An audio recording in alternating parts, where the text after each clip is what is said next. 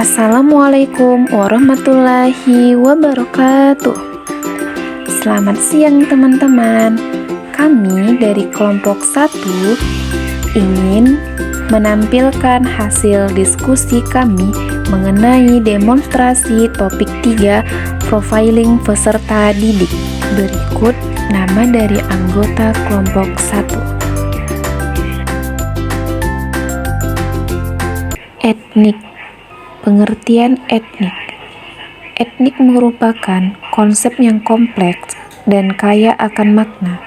Istilah ini merujuk pada kelompok manusia yang memiliki ciri-ciri budaya, sejarah, bahasa, dan identitas bersama yang membedakan mereka dari kelompok lain.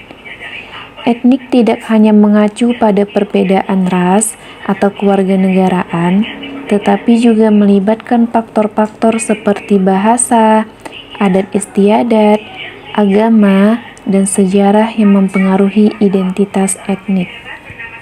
Begitu pula dengan pembelajaran di kelas. Terdapat beragam agama, bahasa, adat istiadat, suku, dan lain-lain yang harus diperhatikan agar guru dapat membangun pembelajaran yang menyenangkan. Terdapat beberapa aspek yang harus diamati dalam etnik ini. Yang pertama, peserta didik bergaul antar sesama tidak membeda-bedakan baik dari agama, adat istiadat, bahasa, dan sejarah. Kedua, menentang diskriminasi dan intoleransi. 3. Ikut memelihara, melestarikan, dan mengembangkan tradisi serta budaya yang ada. Kultural. Menurut Suekamto 2021, kultur atau kebudayaan adalah hasil peradaban dari kelompok manusia yang diperoleh melalui proses belajar. Maka dari itu, dapat disimpulkan bahwa kultur adalah cara hidup atau kebiasaan yang dijalankan oleh suatu kelompok dan diwariskan secara turun-menurun sebagai suatu ciri khas. Berikut adalah pedoman observasi melihat karakteristik kultural di kelas 2 sekolah dasar. Ada 4 aspek yang harus diamati. Yang pertama, peserta didik mengimplementasikan penerapan profil pelajar Pancasila di sekolah. Yang kedua, peserta didik menerapkan budaya 5S, senyum, sapa, salam, sopan, dan santun di sekolah. Yang ketiga, peserta didik menerapkan budaya hidup bersih. Dan yang keempat, peserta didik mengucapkan terima kasih ketika menerima pertolongan dari guru atau teman.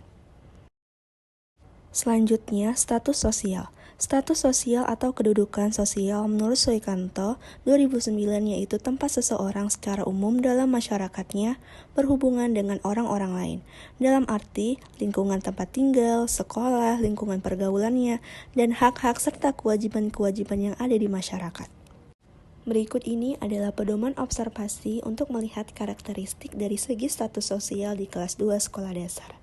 Ada 4 aspek yang harus diamati. Yang pertama, tempat tinggal peserta didik. Yang kedua, latar belakang pekerjaan orang tua peserta didik. Yang ketiga, peserta didik memiliki fasilitas sendiri dalam penunjang pembelajaran. Dan yang keempat, peserta didik memandang status sosial dalam berteman. Minat adalah perasaan yang mendorong seseorang untuk melakukan suatu kegiatan atau dorongan yang melatar belakangi seseorang melakukan sesuatu. Menurut Zakiyah Darajat, minat belajar adalah suatu keadaan di mana seseorang mempunyai perhatian terhadap sesuatu yang disertai dengan keinginan untuk mengetahui dan mempelajari maupun membuktikan lebih lanjut. Ada 4 indikator minat, yaitu perhatian, perasaan senang atau tidak senang, kesadaran, dan kemauan. Adapun aspek yang diamati dalam minat yaitu pertama, peserta didik senang mengikuti kegiatan pembelajaran. Yang kedua, peserta didik memperhatikan guru saat menjelaskan materi pembelajaran. Yang ketiga, peserta didik merasa tertarik mengikuti kegiatan pembelajaran. Dan yang keempat, peserta didik antusias saat guru menggunakan media pembelajaran yang menarik. Perkembangan kognitif. Teori perkembangan kognitif Piaget ini menunjukkan bahwa kecerdasan akan berubah seiring dengan pertumbuhan anak. Perkembangan kognitif anak tak hanya tentang mendapatkan pengetahuan, anak juga harus mengembangkan atau membangun mental mereka. Adapun aspek yang diamati dalam perkembangan kognitif yaitu yang pertama, Siswa mampu mengingat dan menghafalkan sesuatu dengan baik. Yang kedua, mampu berhitung dasar dengan baik. Dan yang ketiga, mampu memberikan contoh sesuai dengan pengalamannya. Dan yang terakhir, berani berpendapat, bertanya, atau menjawab pertanyaan. Kemampuan awal. Kemampuan awal adalah kemampuan yang telah dimiliki siswa sebelum ia mengikuti pembelajaran yang akan diberikan. Kemampuan awal menunjukkan status pengetahuan dan keterampilan siswa sekarang untuk menuju ke status yang akan datang yang diinginkan guru agar tercapai oleh siswa. Kemampuan awal siswa dapat dilihat dari post-tes siswa sebelum belajar. Selanjutnya adalah panduan observasinya. Yang pertama, yang harus ditanyakan kepada peserta didik ketika saat melihat kemampuan awal siswa adalah, pertama kali saya melihat pembelajaran ini, saya percaya bahwa pembelajaran ini mudah bagi saya. Yang kedua, pada pembelajaran ada video atau gambar yang menarik bagi saya. Yang ketiga, saya sangat senang pada pembelajaran ini sehingga saya ingin mengetahui lebih lanjut pokok bahasan ini. Yang keempat, saya telah mempelajari sesuatu yang sangat menarik dan tak terduga sebelumnya. Yang kelima, isi pembelajaran ini sesuai dengan minat saya. Yang keenam, selama mengikuti pembelajaran, saya percaya bahwa saya dapat mempelajari isinya. Yang ketujuh, materi pembelajaran ini sangat menarik perhatian. Yang kedelapan, terdapat penjelasan dan contoh-contoh bagaimana manusia menggunakan pengetahuan dalam pembelajaran ini. Yang kesembilan, saya benar-benar senang mempelajari pembelajaran ini. Yang kesepuluh, saya pada pembelajaran ini ada hal-hal yang merangsang rasa ingin tahu saya. Yang ke-11, saya dapat menghubungkan isi pembelajaran ini dengan hal-hal yang telah saya lihat, saya lakukan, atau saya pikirkan di dalam kehidupan sehari-hari. Yang ke-12, menyelesaikan tugas-tugas dalam pembelajaran ini membuat saya merasa puas terhadap hasil yang telah saya capai. Yang ke-13, adanya video dan gambar-gambar dan lain-lainnya memukau perhatian saya pada pembelajaran ini. Yang ke-14, isi pembelajaran ini akan bermanfaat bagi saya. Yang ke-15, setelah mempelajari pembelajaran ini beberapa saat, saya percaya bahwa saya akan berhasil dalam tugas. Selanjutnya adalah gaya belajar. Gaya belajar adalah cara seseorang dalam menerima informasi pembelajaran dengan tingkat penerimaan yang optimal dibandingkan dengan cara yang lain. Mengapa guru harus mengenali gaya belajar setiap peserta didik? Karena satu, guru dapat menerapkan teknik dan strategi yang tepat baik dalam pembelajaran maupun dalam pengembangan diri peserta didik. Yang kedua, pembelajaran berlangsung secara optimal. Yang ketiga, tujuan pembelajaran tercapai. Terdapat 3 macam gaya belajar, yaitu gaya belajar visual, auditorial, dan kinestik. 3 macam gaya belajar. Yang pertama, gaya belajar visual. Gaya belajar visual menitik beratkan pada ketajaman penglihatan. Artinya, bukti-bukti konkret harus diperlihatkan terlebih dahulu agar mereka dapat memahami suatu konsep dengan baik. Yang kedua, gaya belajar auditorial menitik beratkan atau mengandalkan pada indera pendengaran untuk bisa memahami dan mengingat suatu informasi. Yang ketiga, gaya belajar kinestik mengharuskan individu yang bersangkutan untuk bergerak, bekerja, dan menyentuh sesuatu yang memberikan informasi tertentu agar ia bisa mengingatnya. Panduan observasinya adalah yang pertama, saya perlu satu ilustrasi dari apa yang diajarkan supaya bisa memahaminya. Yang kedua, saya tertarik pada objek yang mencolok, berwarna, dan merangsang mata. Yang ketiga, saya lebih menyukai buku-buku yang menyertakan gambar atau ilustrasi. Yang keempat, saya terkesan sedang melamun saat membayangkan apa yang sedang saya dengar. Saya mudah mengingat apabila saya bisa melihat atau yang sedang berbicara. Yang keenam, apa yang harus saya ingat harus saya ucapkan dulu. Yang ketujuh, saya harus membicarakan suatu masalah dengan suara keras untuk memecahkannya. Yang kedelapan, saya akan mudah menghafal dengan mengucapkannya berkali-kali. Yang kesembilan, saya mudah mengingat sesuatu apabila itu didendangkan. Yang kesepuluh, saya lebih suka mendengarkan rekamannya daripada duduk dan membaca bukunya. 11, saya lebih mudah duduk diam berlama-lama. Yang ke-12, saya lebih mudah belajar apabila ada keterlibatan sejumlah anggota tubuh. Yang ke-13, saya hampir selalu melakukan gerakan tubuh. Yang ke-15, Saya lebih suka membaca buku atau mendengarkan cerita-cerita action. Yang ke-15, saya merasa lebih bisa belajar dengan praktek. Motivasi belajar itu dipengaruhi oleh dua faktor. Yang pertama, ada motivasi intrinsik atau motivasi yang timbul dari diri individu itu sendiri.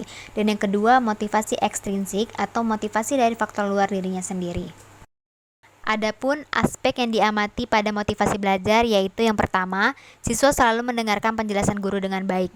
Yang kedua, memiliki rasa ingin tahu lebih dalam terkait materi yang disampaikan. Yang ketiga, keyakinan dalam mengerjakan tugas. Yang keempat, siswa mengerjakan tugas yang diberikan tepat waktu. Dan kemudian yang kelima adalah siswa selalu puas dan senang dalam proses pembelajaran. Selanjutnya adalah perkembangan emosional anak.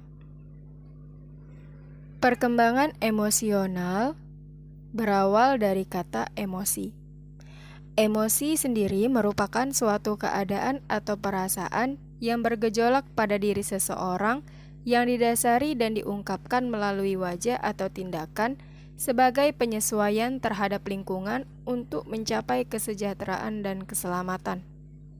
Maka berdasarkan pengertian tersebut, perkembangan emosional merupakan suatu proses di mana anak atau peserta didik dapat beradaptasi dan memahami situasi serta emosi ketika berinteraksi dengan orang yang ada di sekitarnya. Adapun beberapa tanda perubahan emosional pada anak.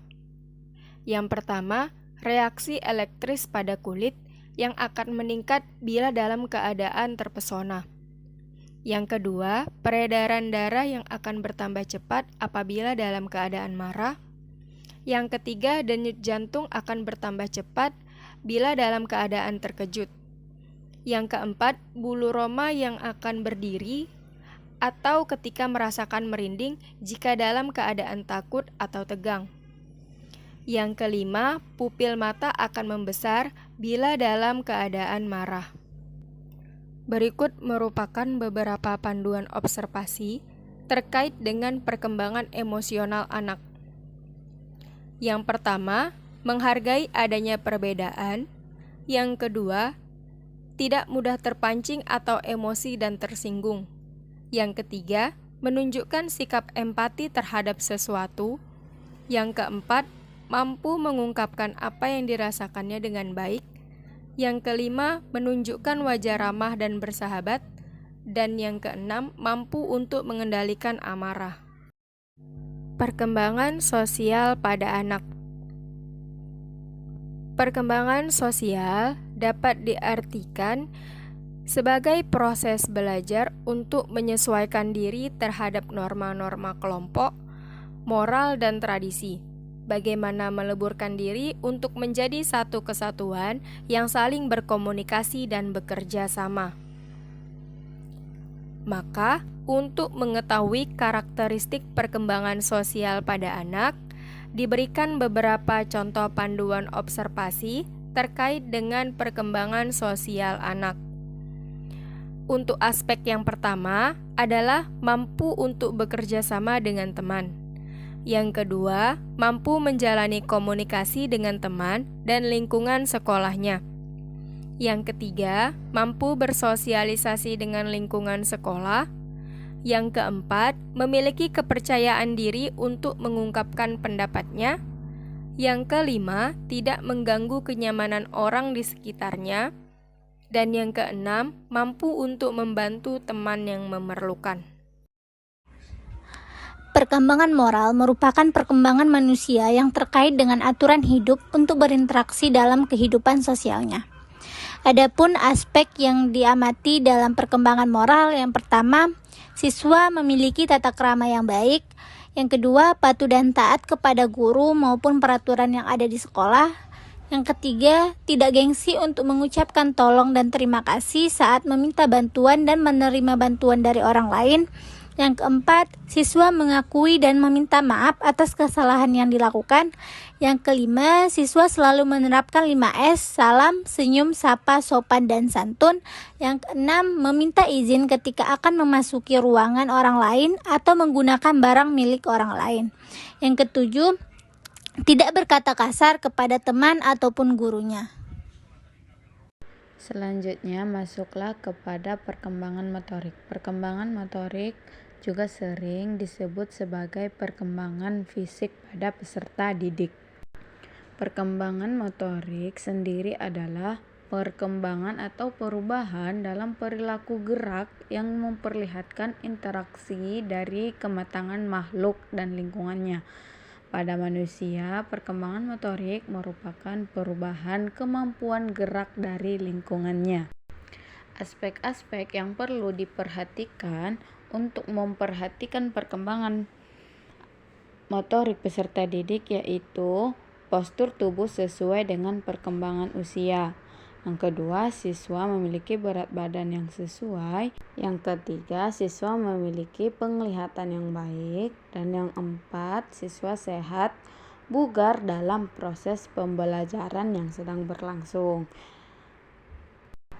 Perkembangan aspek motorik yang kelima yaitu melakukan kegiatan kebersihan diri dari kuku sampai rambut. Yang keenam, siswa dalam keadaan bersih dan rapi ketika dalam pembelajaran. Yang ketujuh, menggunakan alat tulis dengan benar. Dan kedelapan, mampu menulis dengan rapi.